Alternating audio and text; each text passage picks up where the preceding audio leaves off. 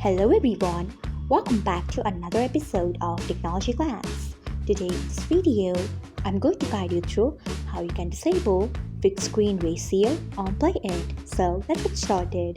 Firstly, open PLAYit app in your device. Then tap on your profile icon. Next tap on settings. Then tap on video. Then scroll until you find fixed screen ratio. Then turn off it by tapping on it. So this is how you can disable fixed screen ratio on PLAYit. Thanks for watching. If you found this guide helpful, we would love it if you hit the thumbs up button below. We upload great new tech tutorials like this one every day. So do not forget to subscribe to our channel and hit the bell icon so that you'll never miss another update.